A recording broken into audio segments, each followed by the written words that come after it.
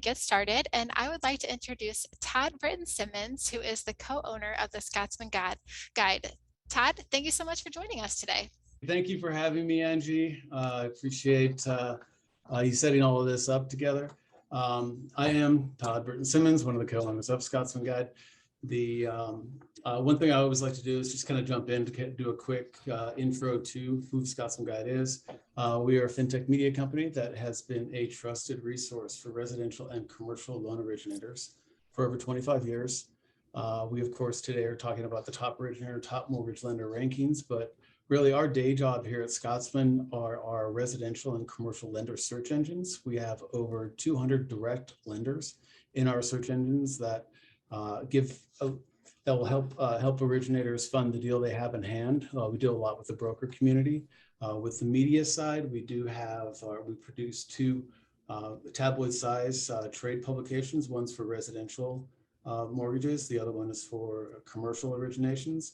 And we also have lender listings within the magazines themselves.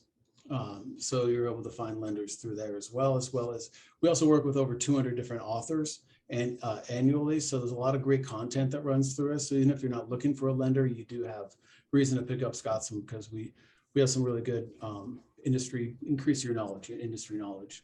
But today we're talking about top originators, right? So let's get over to there. So what are the top originator rankings? So the top originator rankings for 13 years, Scotsman has produced the only verified annual rankings of licensed mortgage brokers and bankers. I don't know, for some of you, there was a magazine called Mortgage Originator magazine that used to produce this back in the early mid 2000s. They were purchased by Origination News back in 08, 09. I saw the opportunity. I put together a team. We started doing the rankings that year. And then right now they really have become the mortgage industry's benchmark of excellence. You know, one main reason to become a top originator is you become a part of the top originator community and social network. Everybody in the industry knows the top originator rankings and that badge. Especially those that have made the rankings.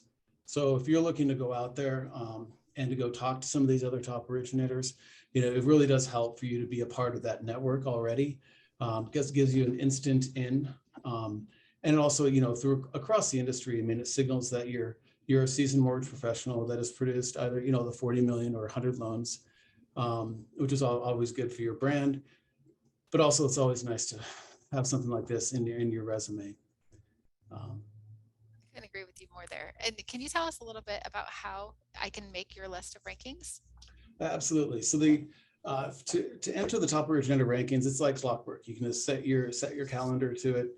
Submission period is always the month of January, and it's always published April 1st. Really, the easiest way to stay on top of all that is to go to the scotsmanguide.com, sign up for our daily The Originator, which will not only give you deadline reminders, but alerts when rankings are being released, and also you'll get a little bit of a like we usually publish the rankings a day earlier, between you and me, right? So you'll get alerted to that. To make the rankings, we are, like I said, we are audited. We're not audited, but we verify each individual's production, and we need that production to be done under their NMLS license. That's what's key.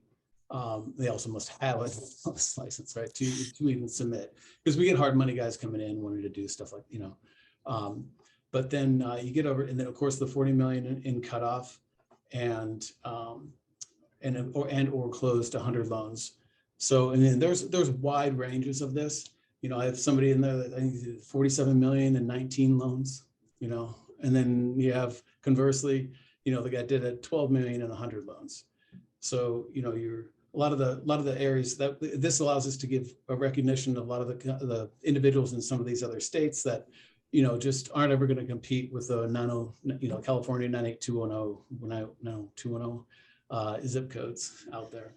I think that's a really good point there, because not everybody has, California market. As you mentioned, Michigan, Ohio, we have a little bit smaller home loans. A $600,000 house in California is a studio. And here in Ohio, that's, a pretty decent sized house, close to a mansion. So definitely some differences there. So really great. So how were the rankings this year, Todd? Sure. Well, this year we ranked over 11,000 some entrants. And then they closed nearly 20% of the total volume of the 4.4 trillion that was done. So it's a really good sampling of the industry as a whole. And looking at the 2.2 million homes, I think that this can't be ignored. That the fact that this is huge for a lot of people, especially these days. Your home office is at home a lot, so that home is even more valuable to you. And I just think it's very cool. I know I kind of geek out about this in the industry, but you're putting that many people into homes, and that's usually like the biggest financial expense they've ever had. And like I said, you're going to be spending a lot of time there, especially lately. So you better like that home. So it's just, I think it's just a cool byproduct of this is that you're making a lot of happy people and families, more importantly, really. Absolutely. And looking down here to brokering out a loan, is that a 33% increase year over year? Is that what that is pertaining to? Yeah, so this is something we've been watching the last couple of years. We obviously a lot of the individuals that are entering, a lot of them are bankers. There's just a lot smaller percentage of brokers out there in general, but what we've seen is an increase in the number of bankers, retail loan officers, really, that are able to broker out a loan here and there. We've seen companies are starting to allow their people to obviously not go full bore broker, but to when a deal comes across your plate that you're unable to fund, that you're able to that you don't have to say no to your borrower and turn them away. So you're able to get that done.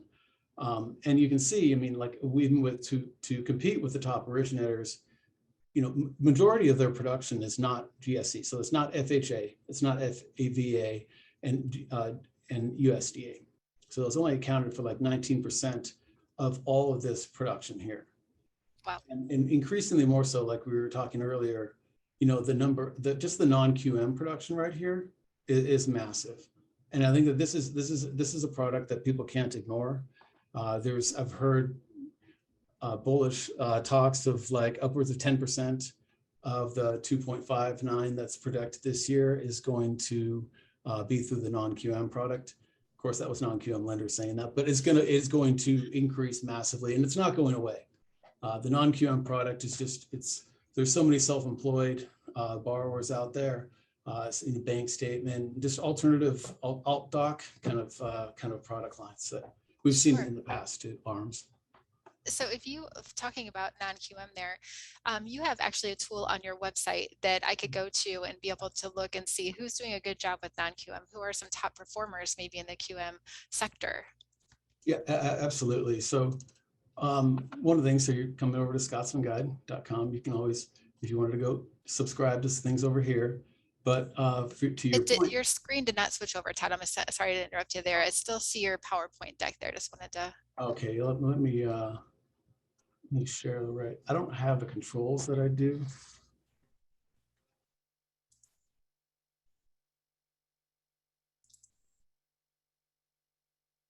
Sloppy. It's not allowing me. I don't have the share function on my. Well, that is odd. I mean, what would a live Zoom call be without some kind of a technical hurdle, right? I have the ability to share that, but I'm not sharing this. Let's see. Let me pull up your website here. Give us just a second here. And while we're doing that, why don't you just tell us a little bit about what the searches are that are available on your website?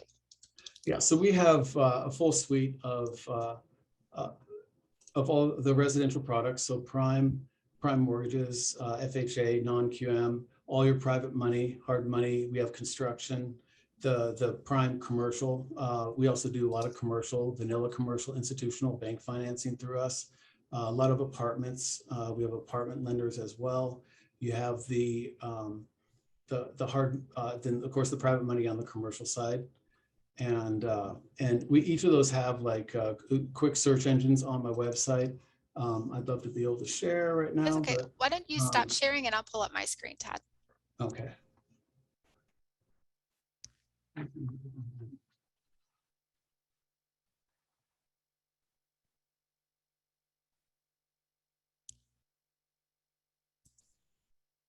Okay. All right. Can you see my screen okay? Yeah. All right, perfect. So if I go over here to lender search, for instance. Yeah, you can go to Okay. click the non-QM, Okay. and then you'll drop down. You can just do a quick search for a single family residence. Property value, just go owner occupied. Oh. There we go. Then you property location, just choose a location like California or something like Okay. that. Put in a purchase price like 600,000. Okay. And down payment, just put 120 or something, just to make it easy. Okay. And then go into search. All right. And then from here, you're able to contact each one of the lenders. There's obviously the 8 that are showing up there. So you have the ability, the loan scenario will show up and be sent in the email here. And then you have from here, you can also contact, you can go face from each lender to the next lender.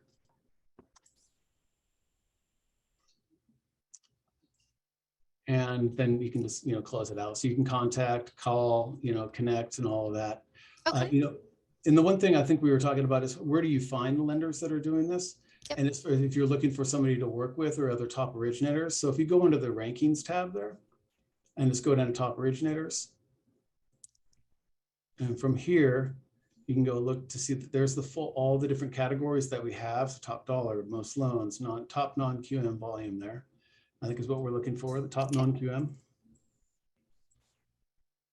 And then this will help pull up, all of the top originators that are out there that producing the non-QM product here.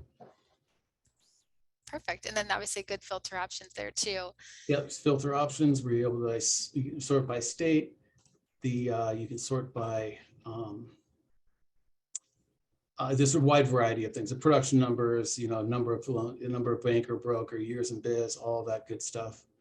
The one thing I know that the other search functionality that I think is real popular here is if you close this out and go back to the homepage of the rankings. So go up to the rankings tab, top originators, and then you scroll down to the bottom there. We can put in anybody's name, right? Yes. This person's one of my It's favorites. some So we'll random search. person. Let's just Yeah. throw it in there.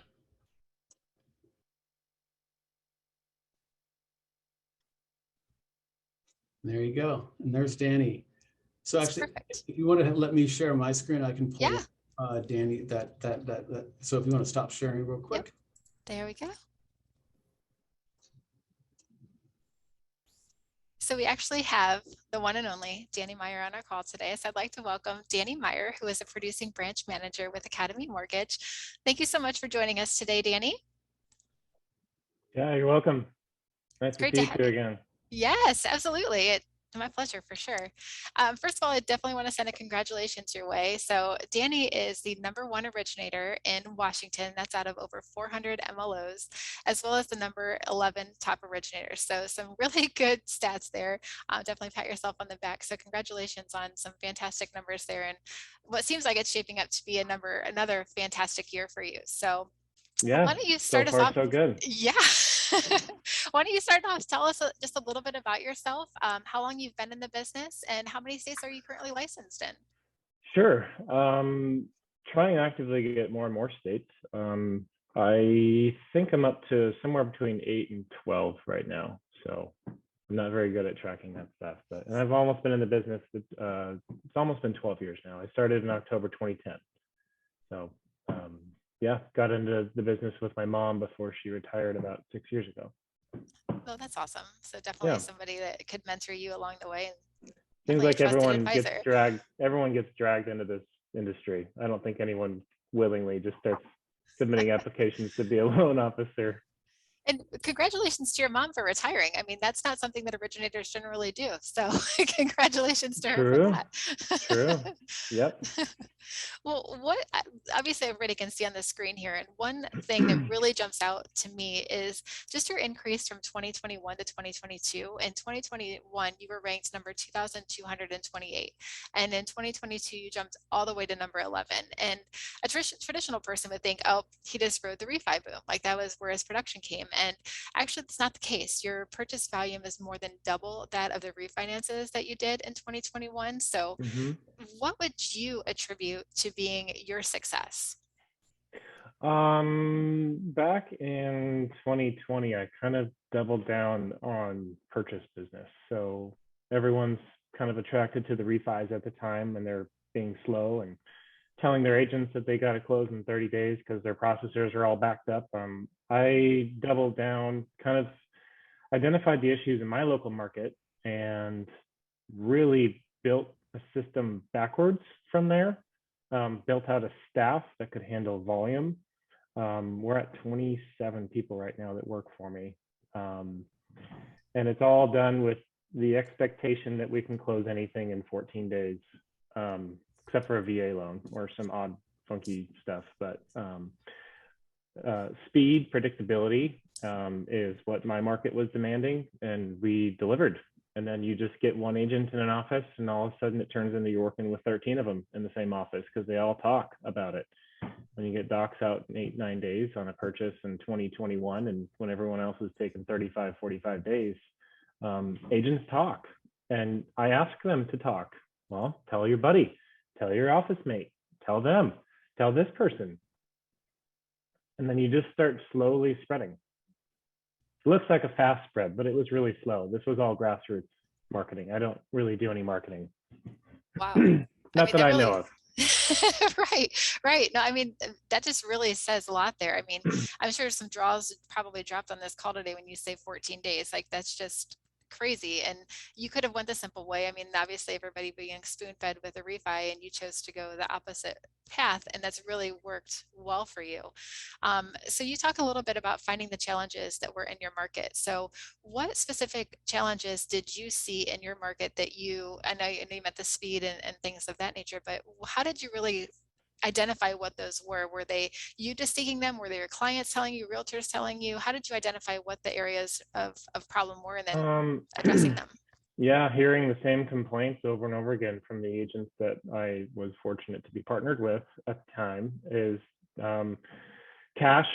Cash is huge in this market, in the Seattle market. Appraisals, the appraisal timing, like there was, gosh, I mean, a lot of other lenders, local lenders, like good companies, they couldn't even get an appraiser out to the property in 2 weeks, and we were already closed. So again, working backwards to, identifying the problem and then doing something about it, and then working backwards. And that's kind of my pitch to anybody that's on the call, is identify your problem and really dig into it. So, the way I handled that is I set up my own appraisal panel here and started paying them gregariously, just overpaying them, frankly. And then found that if I could basically monopolize their time, and it's not spread out between 100 and 200 people, whatever, that, if they're not working for 14 different banks, then your rush is only getting put in front of your other rush. So being able to identify timelines that way, I was able to get appraisals back in 2-3 days, 1 day, same day. Sometimes back when other lenders weren't, they were taking 2 weeks to get an appraiser to actually call to schedule an appointment. So, when your agent gets when the listing agent gets a phone call from your appraiser the day they get in the contract, and they're like, what time can I come out tomorrow? That resonates. So it's somewhat shifting now. It's not as important, but I started this back in 2020 to answer your question. So I just guessed right, I guess. Should have played the lottery that day too, but in a way, I guess you kind of did. You won, it seems like, that lottery, because Yeah. that was such a big piece. I mean, all the news we were reading was just the holdups with appraisals, and you already Hmm. had that under lock and key. So you were probably one of the reasons in your market that people were upset, because everybody dropped what they were doing for what Danny needed. Yeah, I mean, when there's 20 offers on every house for 2 to 3 years, and if an agent gets a whiff that their buyers might be more competitive simply by switching lenders to me, then it happened, and it happened in droves. Right. Um, We yeah. were we were talking too. Obviously, you've built a pretty big team with you there in your Hmm. office, and when we were talking earlier, you had talked about the need in your team where everybody's universal, so everybody can kind of do the different functionalities of the next person. And how Yeah. much has that impacted in a positive way for your team? Um, I empower them a lot. I delegate well, and I give them all freedom to fail. I think a lot of people try to duplicate themselves, and what I started doing was like, what could I take? What remedial task do I do for 30 to 60 minutes a day, just over and over and over? Like typing a pre-approval letter, like that's not hard. Um, and then just replacing those tasks with people underneath you, and then replacing tasks with people under them. Um, and then it just gets to the point where, I mean, I have 27 people on the team that are only working on their highest and best use, and they're training the next person. And you've got kind of an assembly line here at our branch where um, every loan officer assistant could be an LO. Every loan officer assistant could be a processor. Every processor could be an LOA. They could also be an underwriter. So we've kind of straddled the roles, and it's not like this is your job, I'm done kind of thing. It's a smooth handoff. Is there anything else you need? No, great. And then they leave it and they're on to the next one. So really blending ops with sales under the same roof, outside of underwriting, which isn't compliant. That's not allowed.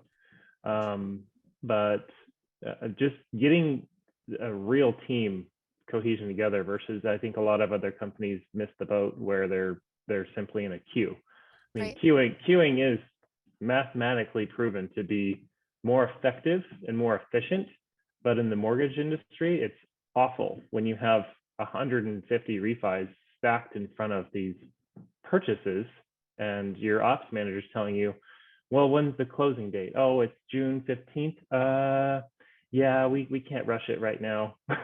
So that was crazy to me. Yeah. It was crazy. It's like, if you want to land 2 agents on the same transaction and get docs out in 4 or 5 days, we can do that. If you want to blow their mind, you can blow their mind every single time Right. here. Yeah. No, it definitely sounds like it. And you have obviously not just yourself there in your office, you have a whole team in with you. You have 27 individuals. So for 2022, you've kind of mastered this plan, right? You had to have things working at a good flow. And I'm sure that Yeah. there's still challenges that you're facing. So what have you specifically focused on in 2022 personally, and what advice or actions have you put in place for your team as well? Um, Great question. I mean, everyone's dealing with the same issues. I don't care which company you're at. Everyone's dealing with margin compression. Everyone's losing deals to rates. I mean, I feel like I'm getting sideswiped on lots of things where people are just, everyone's undercutting each other. It's a really gross time, actually. It's unfortunate. No one's not frustrated when they spend 4 months with somebody that's pre-approved and they've made 5 offers, and then they get in contract and they leave you on day one. I promise that happens to me more than anybody else. It's not like I have a secret weapon that, it's just, you need more at bats. I mean, of that, just last year in 2021, I closed 1,300 loans roughly, but I had 2,800 pre-approvals. So, Wow. I fail more than anybody else, but I also close more business than a lot of people. But not being afraid to fail and not taking it personally, moving on, really just moving on, just move on, be professional, tip your cap to the competitor when they deserve it. Right. It's okay. It's okay to do that. And it's okay to be the big person, because that there's loan originators that'll just call and scream at the client and both agents. And it's very off-putting. So with that in mind, the things that I'm trying to do now this year, kind of getting back to the basics. And I think a lot of people miss that. They've been fed refis.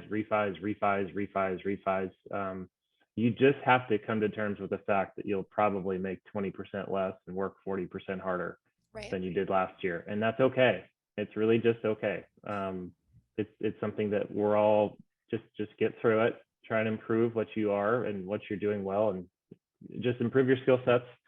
I always tell people it's always interesting, like this industry is full of just production numbers that tend to plateau. And I think Todd can probably attest to this better than anybody, is that, you know, there's like this weird glass ceiling for a lot of people. And some people it's 20 million, some people it's 40, some people it's 100, and they get to 100 and then they just stop working. They stop doing these things that got them to that point, and then they sit back and then they whine about not doing more business or losing the business that they had. And the fact is that everyone's losing business. They're just not generating new business is what's happening, in my opinion. So I ask, and I'll ask everyone on this call, I mean, what did you do to get your first loan, your first 3 loans, your first 10 loans? And why did you stop doing that? You know, for me, it was just rubbing shoulders with everybody under the sun that could potentially send me business. And that's what I'm getting back to.